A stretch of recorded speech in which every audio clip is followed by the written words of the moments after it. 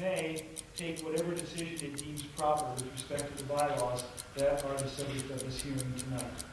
So that is the official notice of the hearing. Now we have some steps that we need to go through before we open the floor to your comments. And again, if you have written comments, you can bring them up and hand them to Mary or Kathy at any time in the hearing. So we need Kathy McNamara, who's our professional planning staff person on this case, to read out the notice of the hearing, please.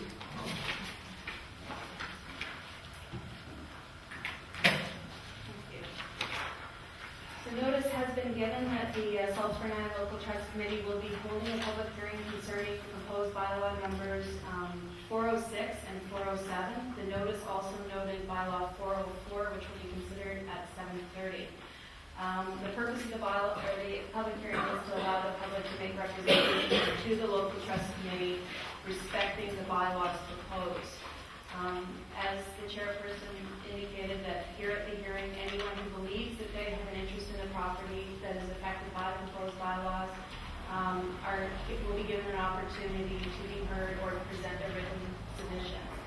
The notice was given that the time and date of the public hearing will be today, Tuesday, September 13th, and the public hearing for bylaws 406 and 407 has been posted from 5:30 to 7:30 p.m. The notice was published in the 2 previous editions of the Directional newspaper, as well as distributed to owners and occupiers within 300 feet of the subject property. And can you explain in general terms the purpose of these proposed bylaws? There are 2 bylaws affecting this proposal this evening. Bylaw 406 is to amend the official community plan, the Salisbury Island OCP. There's 2 parts to this bylaw. First is to define a specific residential density level that will permit 26 affordable housing units on the subject property, which is located at 176 Norton Road. The second part of bylaw 406 is to add a new policy regarding the establishment of the density level, specifically for the provision of affordable housing throughout Salisbury Island. The purpose of bylaw 407 is to amend the land use bylaw. There's 3 parts to this bylaw. The first being the addition of 2 new definitions. One to define affordable housing dwelling units, and the second is to define special needs housing. The second part of the bylaw is to create a new residential 6 zone variation, and then the third to rezone the subject property located at 176 Norton Road from A1, Agriculture 1, which is what it's currently zoned, to the new R6 residential zone. Just a very brief background for those of you who weren't here during the information session. The Local Trust Committee has received a number of staff reports regarding the proposal. At the April 28th, 2005 Local Trust Committee meeting, a report was considered recommending that the proposal be revised to a maximum of 15 lots. A motion was carried to proceed with the proposed 26-lot application, and accordingly bylaws were prepared to support that. Proposed bylaws 406 and 407 received first reading from the Local Trust Committee meeting at the June 30th meeting. Most recently, the Local Trust Committee received a staff report that's dated September 6th of this year. Copies of that report are on the table in the foyer, and they provide an overview of the referral agency comments that have been received regarding the proposed bylaws, and provide recommendations of actions being undertaken by the applicant prior to the bylaws being considered for adoption. So these recommendations will be considered at the next Local Trust Committee meeting, which is scheduled for September 22nd, and that will also be the meeting where the bylaws will be considered for second and third readings. And one just quick note is that one of the recommendations in the staff report is regarding the construction and maintenance of the pedestrian access across the subject lands from the Breakworthy Mobile Home Park to Norton Road. There was a letter received today from the owner of the property at Breakworthy requesting that provision, that there not be provision for access from the Breakworthy lands to the subject property. So at the meeting on the 22nd, staff will be recommending that that requirement be removed from the recommendation. Thank you. Now, the Islands Trust Act in the object stipulates that we do our business in cooperation with other agencies of government and community groups. So we have a referral process that we use whenever we're considering OCP amendments and land use bylaw amendments, and we send the subject documents out to referral agencies, and then they have 30 days to report back as to the degree to which this would affect their interests. And Kathy's prepared a summary of those. So would you like to quickly take us through those? There's some lengthy responses, and that's one reason we've got a copy of all the responses. They are direct cut and paste. There hasn't been an editorialization of the comments that are in the staff report, and there's a copy at the foyer there. It was referred to the Ministry of Agriculture and Land as well as the Agricultural Land Commission.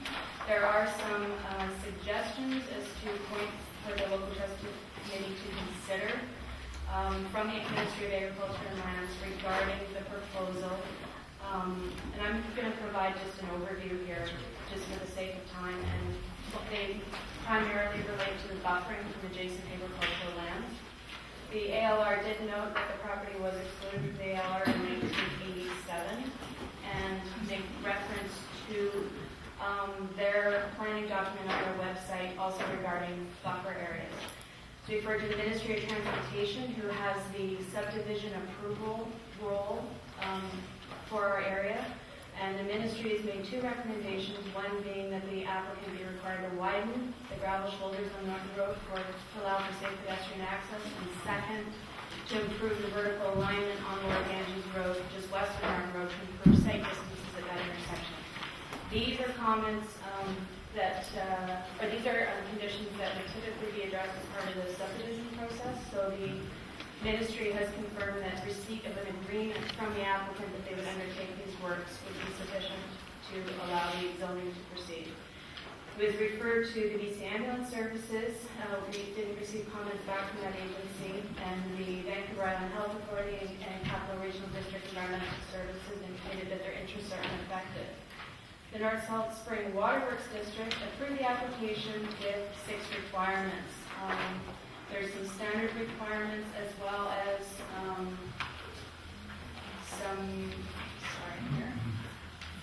that the infrastructure, the water supply infrastructure be designed by an engineer, and that there be some meter connection, that the connections will be metered as well as there be an active water conservation program in place.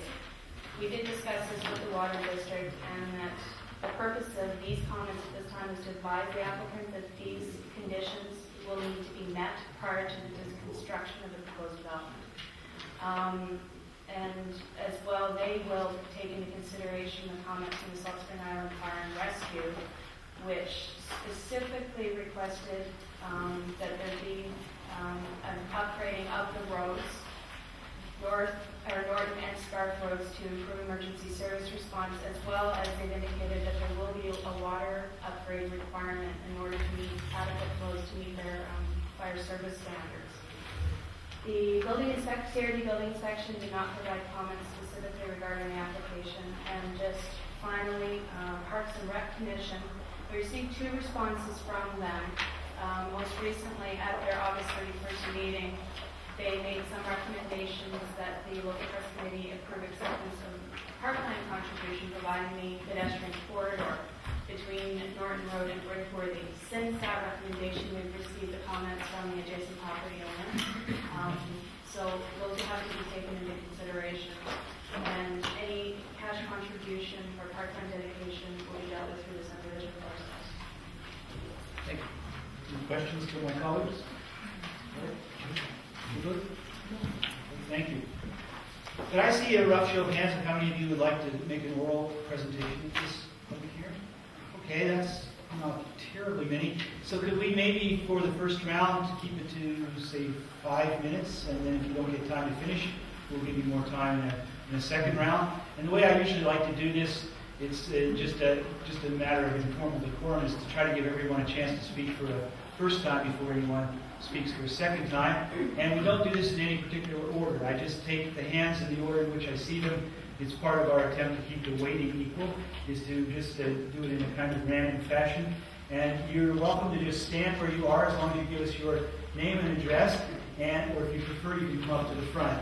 I don't believe we have the PA set up, is that correct?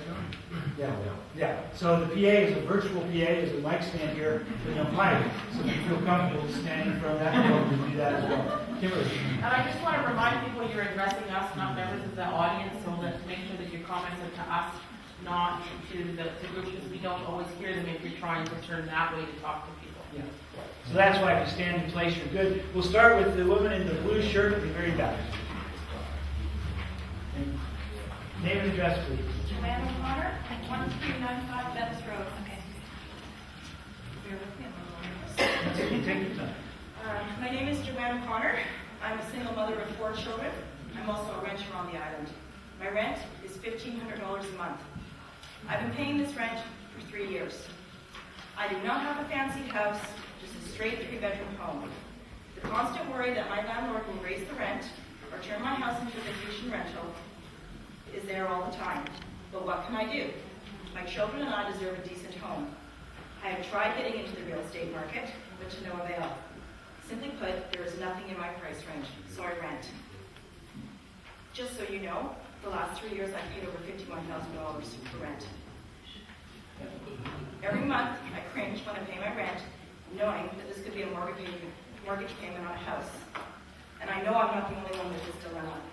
We currently have 8 school teachers, 2 nurses, trades workers, pharmacists, banking staff, dental assistants, the church pastor at this church, community caregivers, and local business owners who commute on a daily basis, simply because they cannot afford to buy a house on this island. These, unfortunately, are not the only ones. There are police officers, doctors, nurses, ferry workers who have to pay rent because they too cannot afford to buy a house. I know of a family whose rent is $1,300 a month. Both parents work full-time on the island, and they have 4 children. They live in a 2-bedroom home. Within the last 2 years, we have lost over 125 students in our school system. Over 75% of these students have left due to the fact that their parents cannot afford to buy a home and the rent is too high to live here. I take great offense at people who have referred this Norton Road project as a ghetto or white trash neighborhood. This is simply not true. My children and I are not ghetto or white trash. I pay my taxes, pay my bills, and support my community. I work a full-time job, and my children are in many sport activities on this island. My children and myself would move from this island before I lived in a ghetto. This project is for moderate income people like me. I urge the trust to approve this rezoning. We have waited long enough. Action must be taken now before we lose any more of our island. More projects like this are needed, and Mr. Elliott must be commended for undertaking this. I'm looking at this picture now of Norton Road and the houses. This doesn't look like a ghetto. This looks like a good neighborhood. So I can raise my kids in. Thank you. Thank you. Next, we'll go to the gentleman standing in the back of the black basement. My name is Darren Craig. I live on 221 Norton Road. I'm in favor of this proposal.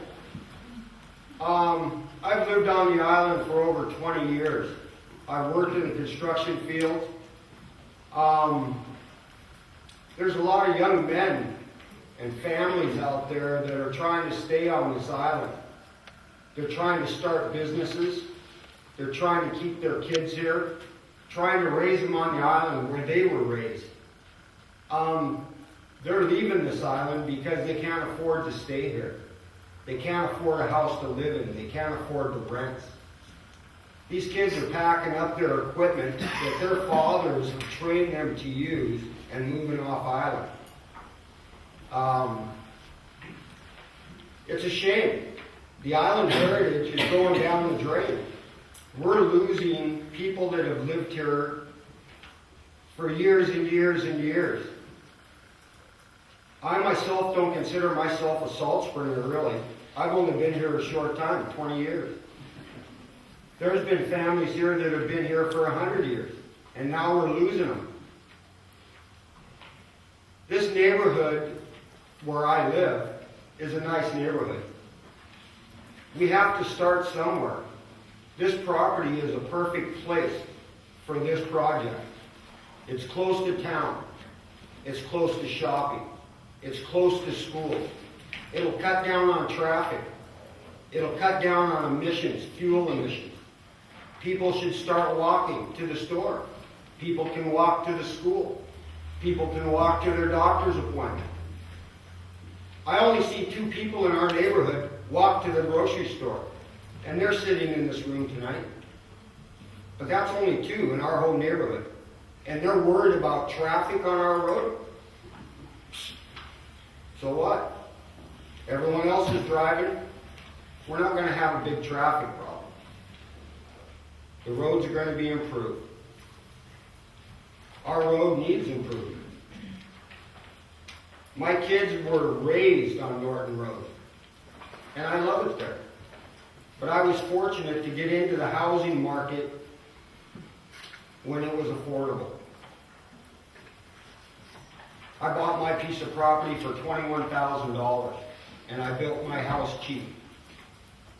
These kids don't have that opportunity.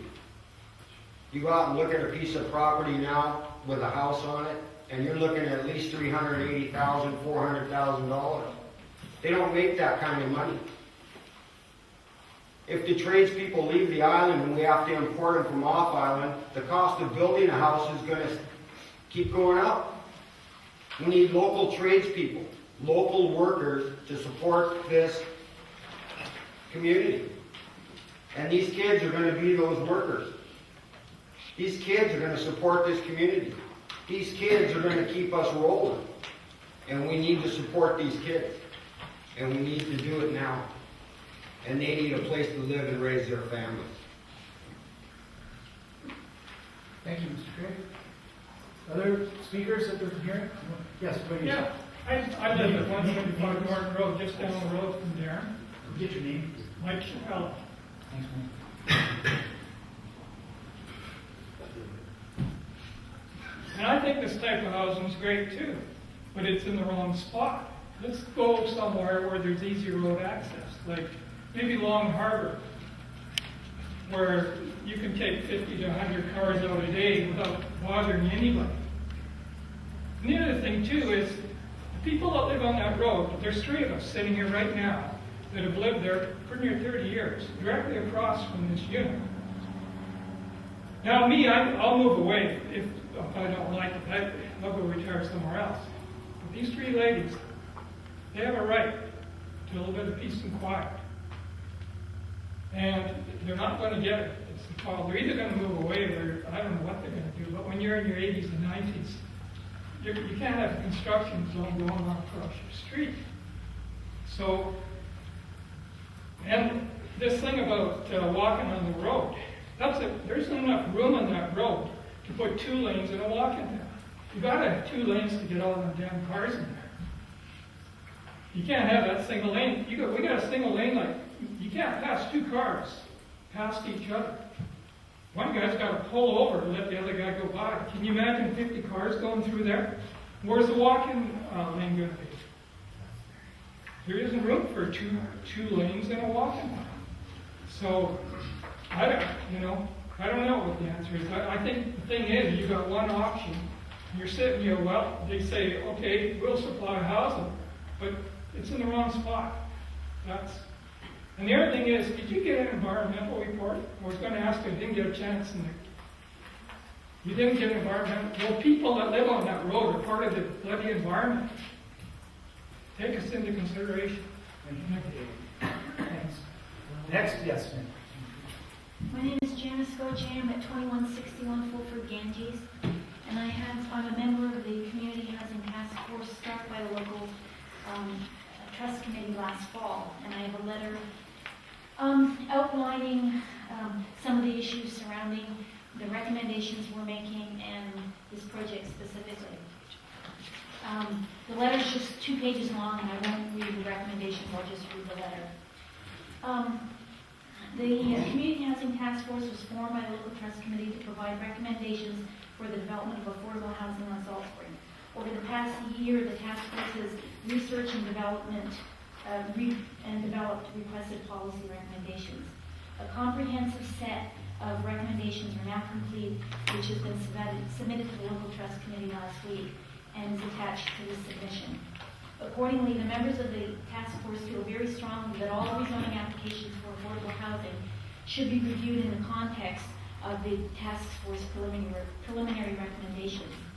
The policy recommendations developed include many key aspects of affordable housing and are intended to ensure that the development of our scarce land resources is targeted to be of the greatest possible benefit to the community.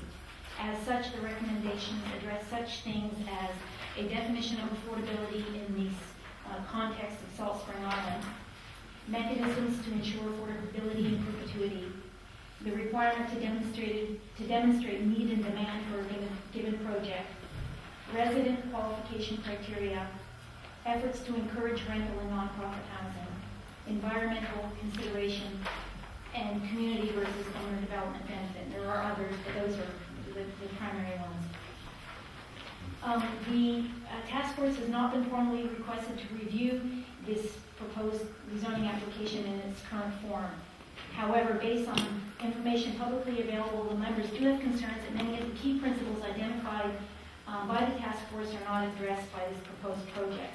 Specifically, the task force has the following concerns that we request that the local trust committee take into consideration before approving this application. We do not have a current copy of the proposed housing agreement, as Elizabeth mentioned, so some of this may be addressed. Our concerns are primarily as follows. As we understand it, this application will give the developer the right to erect 26 units on land currently zoned for one residence. In consideration of the additional densities, all of the units will be offered to qualified buyers at prices below current market value, with the condition that a housing agreement will be registered on title restricting subsequent sales prices. What is the exit strategy in the event that all units do not attract qualified buyers? Is the developer then allowed to convert some or all of the units to market housing? If so, how has the community benefited from this large increase in density? Second item, this is very high density for land outside the village containment boundary. It's our standing that the OCP designated village containment boundaries were established to prevent sprawl and to ensure the protection of our rural lands.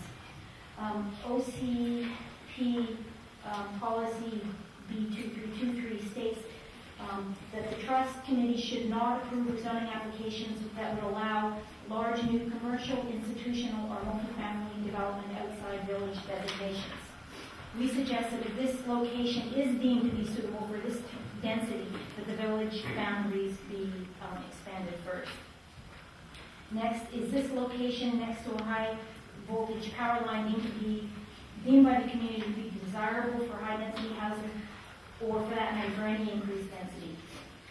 If we, as a community, are going to aid and facilitate the construction of any housing, perhaps we should be trying to do it in locations that are not potentially detrimental to the health of residents. Next item, this is agricultural land. Do we have so much agricultural land on Salt Spring that we can afford to subsidize its conversion to housing? We suggest that the developers be encouraged to develop lands with little or no agricultural capacity.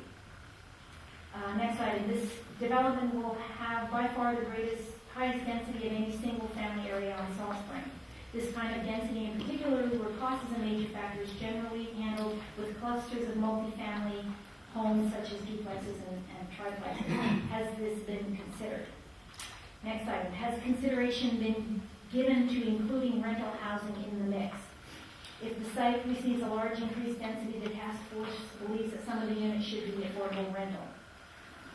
As mentioned in concern number 1 above, we are concerned that if additional densities are to be given to a developer in order to facilitate affordable housing, that the benefits of those increased densities accrue to the community. We believe that the developer should gain their additional benefit from the increased construction profit, while the community gets the benefit of the affordable housing units. The developer should under no circumstances gain in any other way from the increased land value due to the increase in density. Next point, the price point of the units in this development do not appear to be affordable based on Salt Spring Island's population median income, as well as the task force recommended definition of affordability. Has this been assessed, and how does it fit within the housing need in the community? Are some units to be priced to be affordable for those with median and less than median Salt Spring incomes. This next item, the size of this development for affordable housing is of great concern.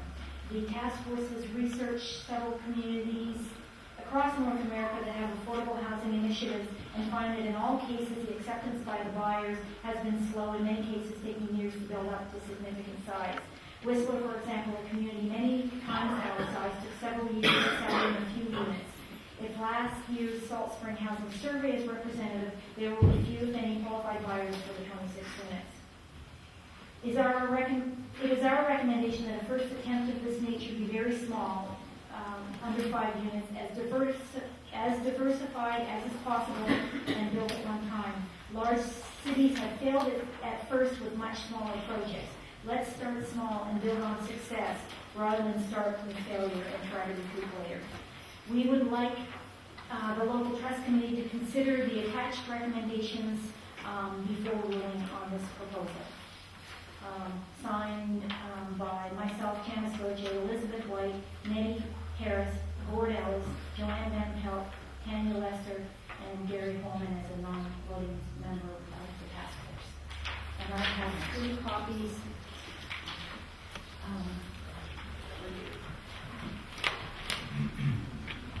Thank you. Any others who'd like to speak? Yes, sir. You'll be next. Okay. I used to be a member of Name and address, please. Ted Bishop, 164 Norton Road. I used to be a member of the Norton Neighborhood Association, but it's tiring to be part of the no crowd, so I decided to join the yes crowd. Why should I fight for the losing battle to preserve and protect Salt Spring when I could be making big money? So what if I came to Salt Spring because I loved the way it was? So what if we bought our house because we had a dream of living our days out there? I just didn't realize how easily things could be changed around us. That's why I'm really excited about the paving over the old barn site, the century-old Norton farmstead, because it sets a precedent for intense development outside the village boundary. I'm also thankful that 200,000, maybe 250,000, maybe more would be considered affordable and acceptable. I'm also glad that, for the most part, advisory committees are ignored, and that building on agricultural land outside the village boundary is fine. They'll pave the way for my plan. Here's my proposal. Firstly, I've got to get a job as a planner, designate my property so I can do a little rezoning.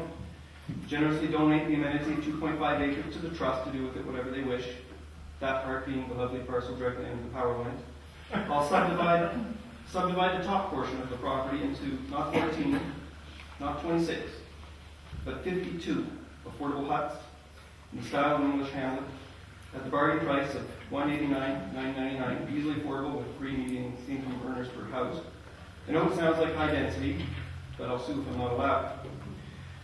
For the next part of my gift to you, I first require a simple stoplight at Norton Road, Lower Ganges, and another at Atkins.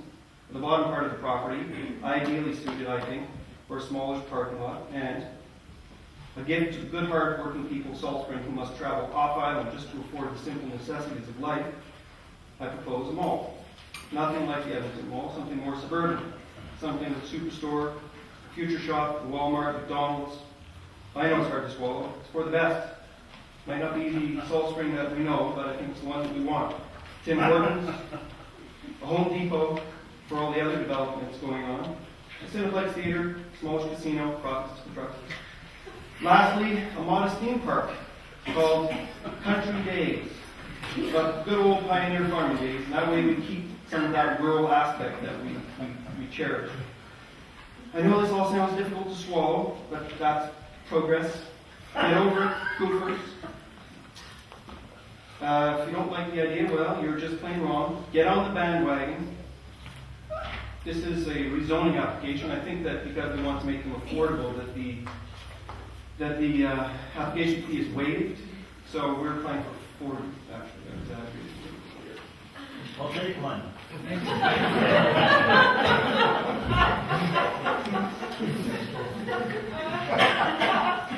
Are there others who would like to address the public hearing? I see a hand right there. Yes, this gentleman here. Just a question when you open. Your name, please. Sean Wilcox with Farm you outlined the referrals in this matter, you did mention the Ministry of Agriculture, but you didn't refer to the input from the Ministry of Agriculture, as far as I understand. And the district agrologist, the district agriculturalist here, submitted papers at one of our agriculture advisory hearings, and I don't know whether you've seen those to members of the local trust committee.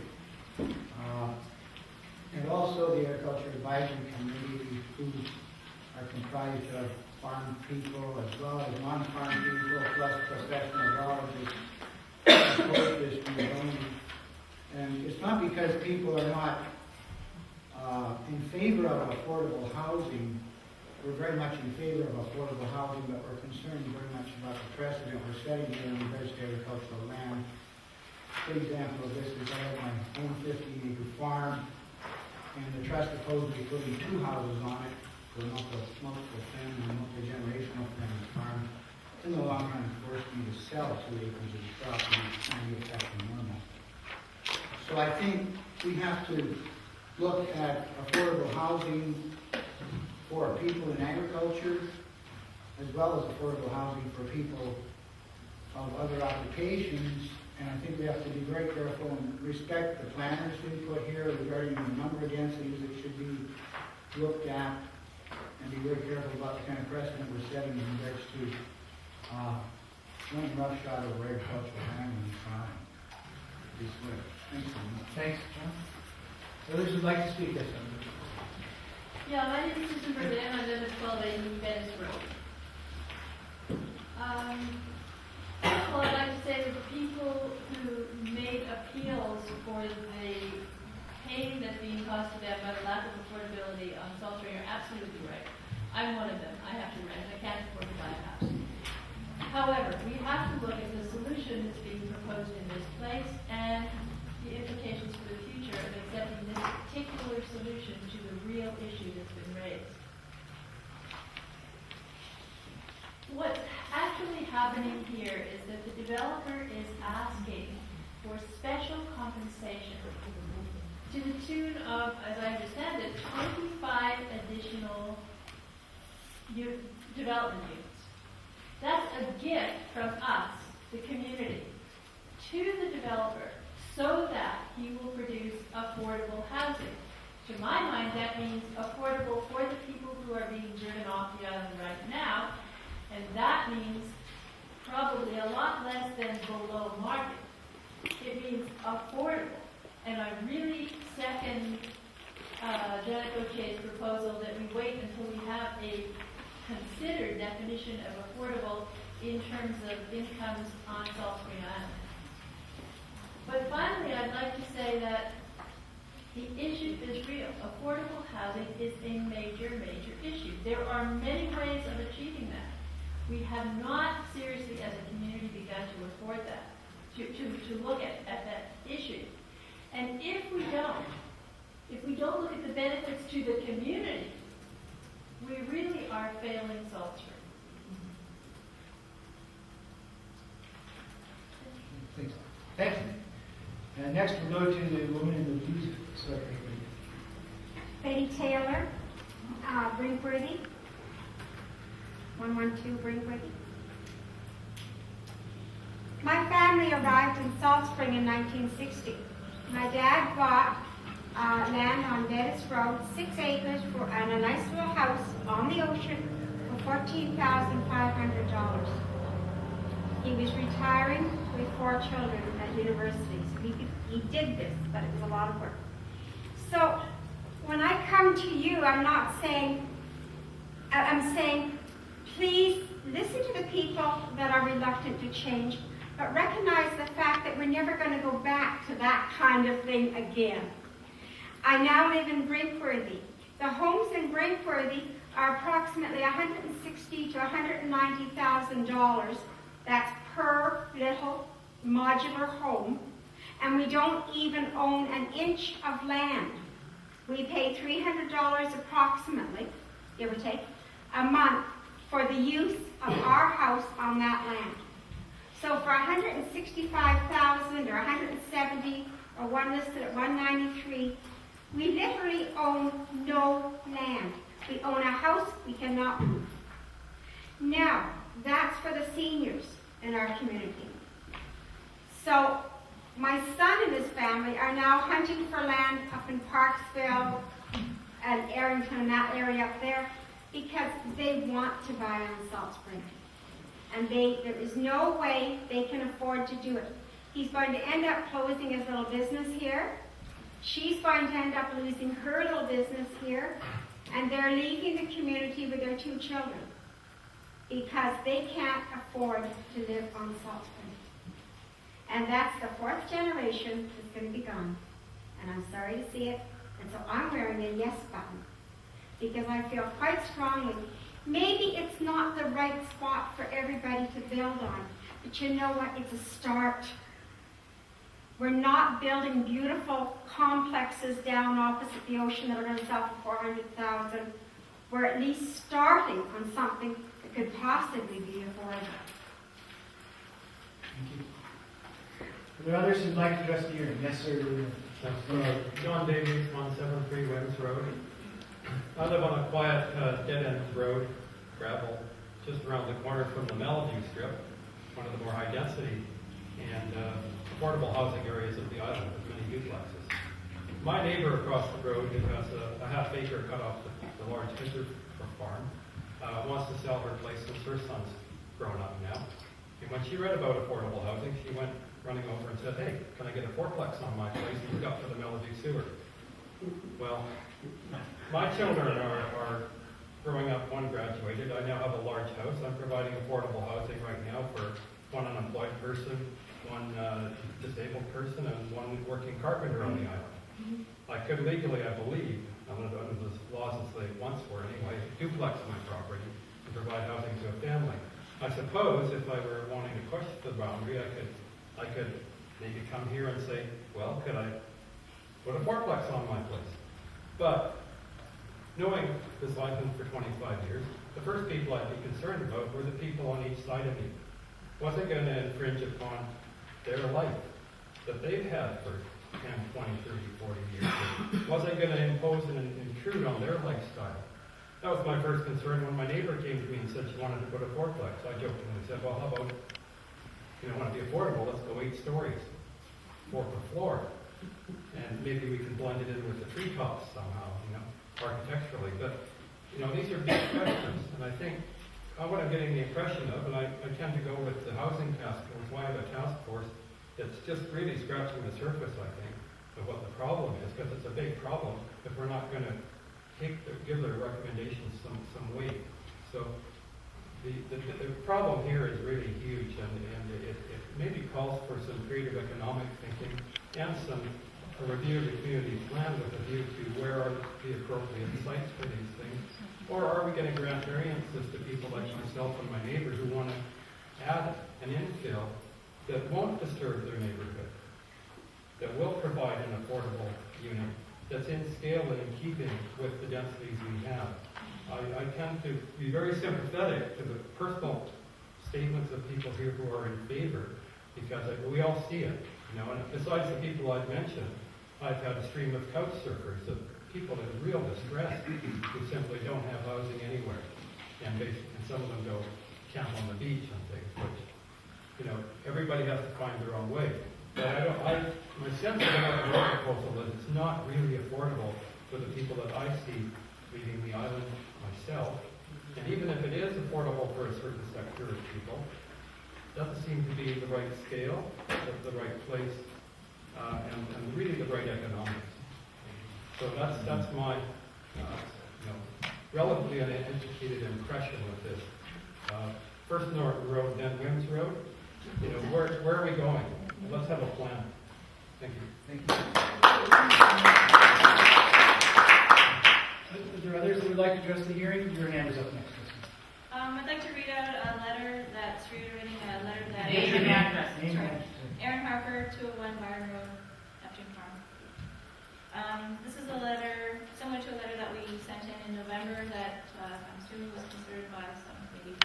I just want to read it out again and I'll pass it. We at Island Natural Growers strongly oppose the rezoning of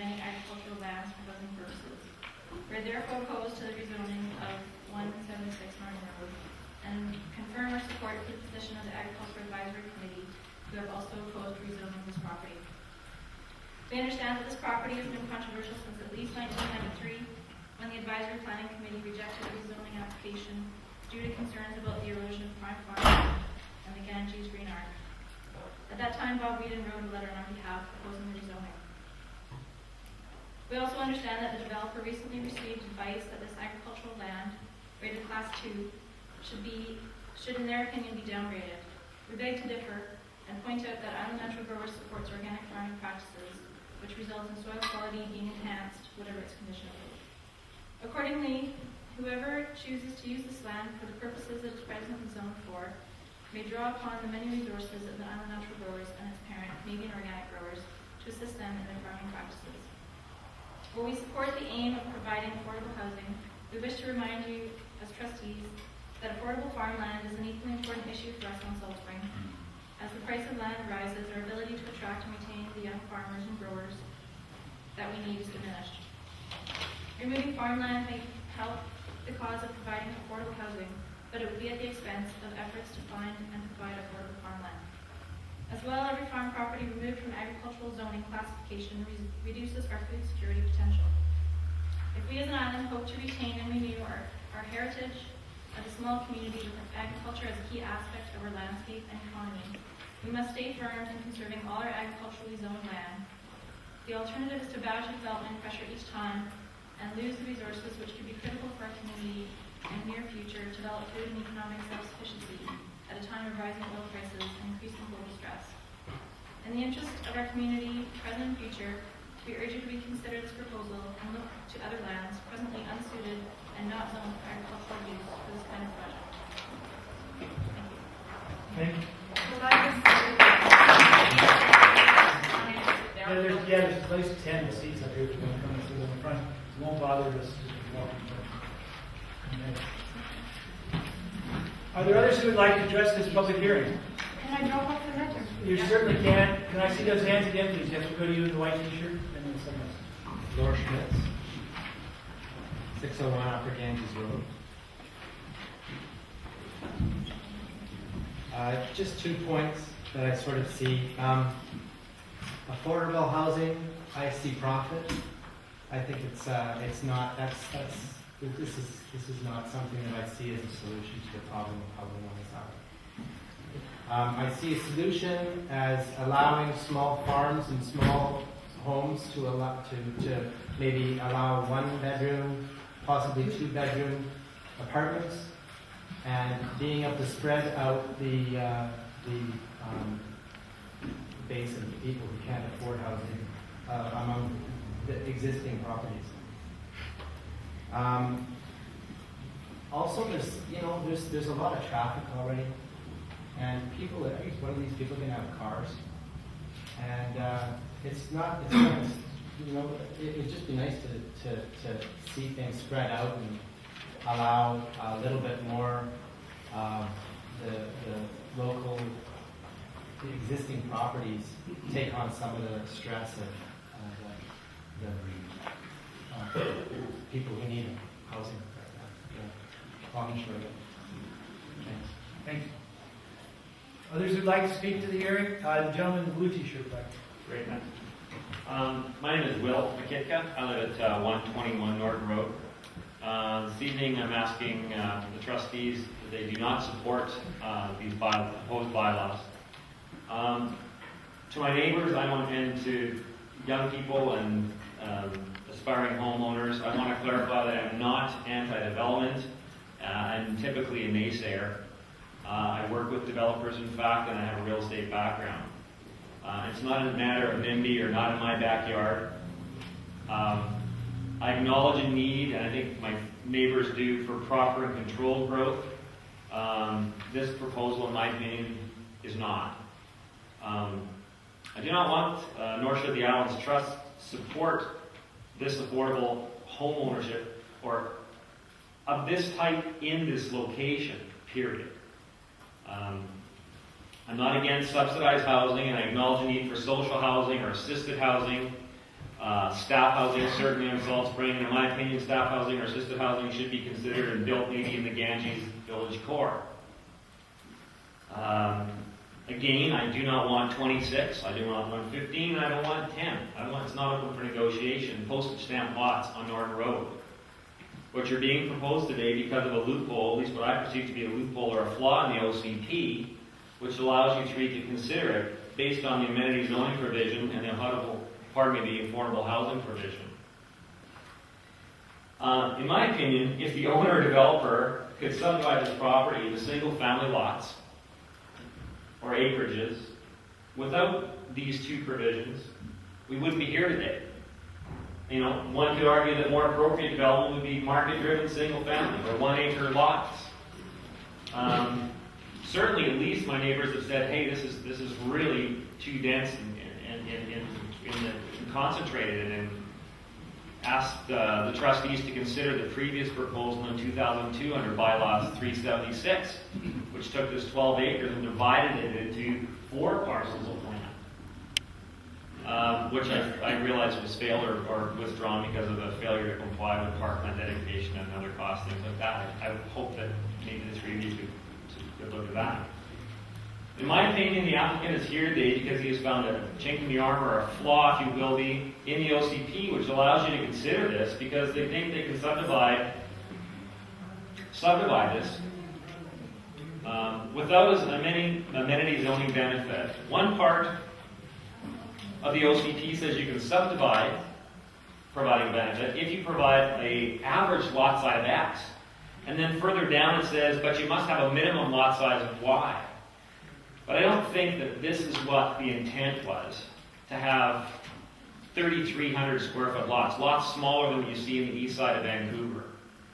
I don't think that's what they had. I think that that's fundamentally flawed in the OCP. And I think that that's subject to review in that portion of it. And I've talked to at least one trustee member who tells me that they'll support review of that in the upcoming OCP review.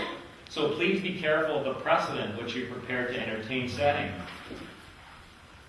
Community, social, or assisted rental housing is one thing. So-called low-cost ownership housing is another.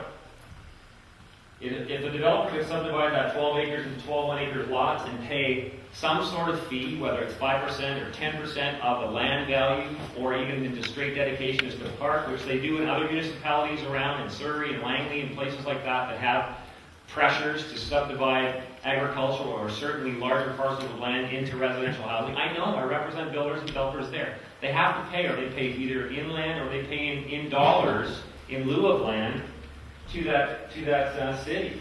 That money that the trust could collect, or that land that the trust could collect, or the value of that, could be put into buying or building appropriate housing in appropriate locations, and managed by a non-profit organization, more arm's length and more appropriate, period. And I think that's echoed from the previous speakers from the Housing Task Force, which is very pleased here. Furthermore, I think the levels of bureaucracy and covenants that have to be placed on this type of proposal is certainly going to create a huge, absolutely huge and unnecessary bureaucracy. And policing that alone would be unmanageable. I'm almost finished. I think this is an overcomplicated proposed development that is not proved to be necessary or wanted by the community overall. Lack of proper planning prior to the OCP, and maybe we could argue prior to the three of you or some of you from holding your positions, and from past years does not warrant a crisis on my part or my neighbor's part, although we're sympathetic to the realities and the pressures in the marketplace. Don't dump this in my back door, please, or on the island. The OCP, in my opinion, is fundamentally flawed because of this. You're seeing these applications because we can get this, so we'll give you that. I think the OCP is fundamentally flawed. This application is not sound, and I don't think the benefits to the community outweigh the costs. So please say no to this particular application and send the staff, or direct the staff back to the drawing board to review the OCP as required, and to review the Community Housing Task Force recommendations, because they certainly are not, from what I've read, supportive of this, or at least it doesn't appear that they are parallel in their thinking with this. Thank you.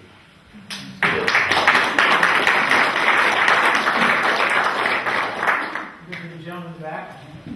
Darren Craig, 221 Norton Road. Oh, Darren, before you speak a second time, let me see if there's anyone who hasn't had a chance to speak for the first time. Okay. There's a couple up in the front, and we'll come back to you. I won't forget. Gentleman in the front. Aaron Sigerson, 231 Norton Road. Aaron Sigerson, 231 Norton Road. I'm not for this development on Norton Road, on Kings Lane. Sorry, I used to live on Norton Road. I don't know where I live anymore. 231 Kings Lane. I'm opposed to this development for several reasons. Mainly because it's precedent as well as state that's going to be set. There's a huge can of worms that's going to be opened up, and I don't know how you can put the cork back in the bottle once you've taken it out. There's going to be a lot of developing really quickly. It happened in Richmond. I was born in Stevenson. I saw it happen there. It's going to happen here. And then you go to Richmond. Do you drive in Richmond? You can't. It's almost impossible. Farmland disappeared. It's now one big suburb from one end of Richmond to the other. It's just unbelievable because they opened that can of worms. If we let that happen, I have a couple of applications from more people in our neighborhood. We're going to have to apply for the same thing because we no longer want to live in the neighborhood. We're going to apply for affordable housing, rental this time though, because we feel that's more a need for the island. I've got 2 applications, myself and my neighbor, both together. Several other people on the island have told me that they will be applying as well. One on Jukes Road, I believe, a couple down in the south end, a couple in the north end, where there's large tracts of land. So, you know, once it goes, it's going to go. We're just going to have to all sell and go somewhere else because this is not where I wanted to move to. Not that kind of thing at all. Thanks.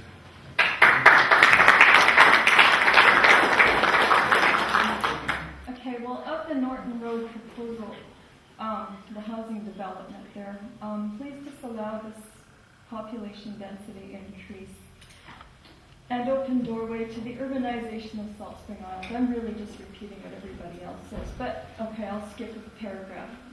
I don't see how many people can really afford this place when interest rates, I saw on TV just yesterday, are going up again. School teachers' jobs are in question, so they might not even be working. BC Tel guys are all on strike right now. They're people with decent jobs. The new breed of ferry worker is now getting 85% of what their co-workers are making. So in other words, they're getting a 15% drop in pay, just like what happened to the hospital workers, and they have pretty decent wages on the island too. It seems to me that unless you've got rich relatives to put a down payment on a house for you, that it will just be off-islanders and maybe Americans who can afford to pay the lawyer's fees to have the buying conditions, because I sure wouldn't buy a house that I can't resell for a decent profit. So they can afford to have them removed when they move in. And so I just want you guys to not bend over and take it to in quotation marks, because I feel like you might be being threatened by lawsuits or something, and well, maybe everybody should go bully, bully, bully. Please preserve and protect any further desecration of this place we know and love and enjoy.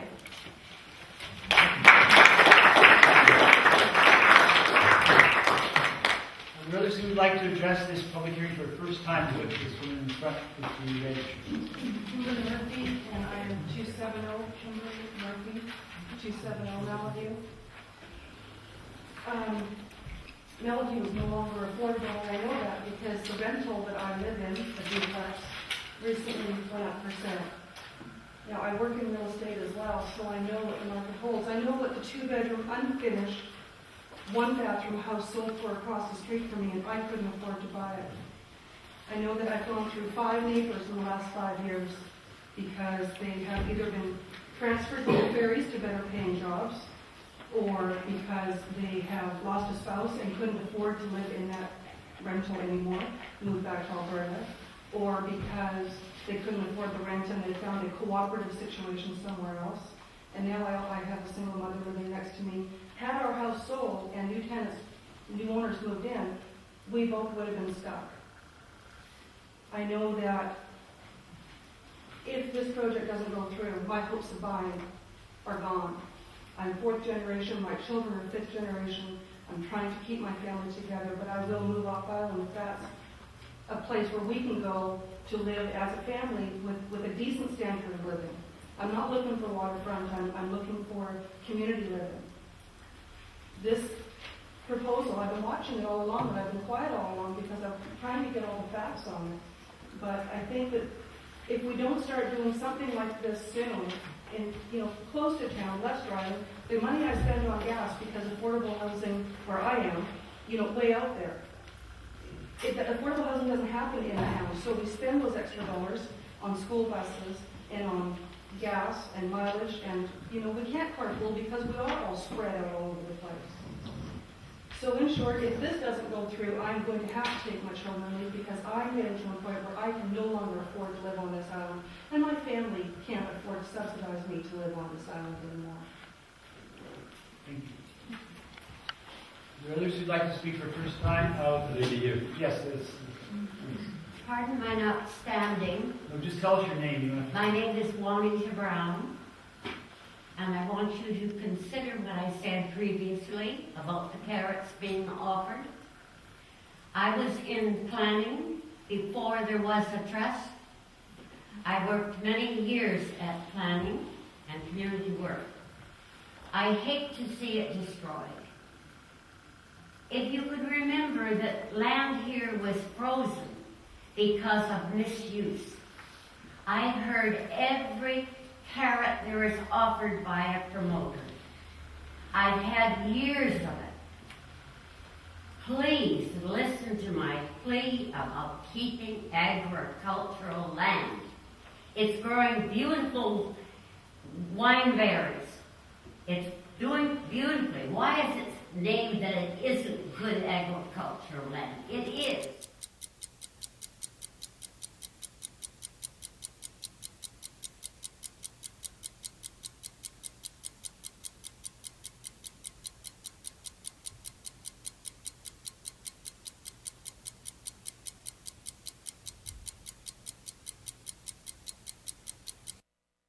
Say you live on an island. Say this island has a line drawn across the middle. An invisible line, but everyone knows it's there. Say this line divides the island into two halves. The haves and the have-nots. The hip and the hip-nots.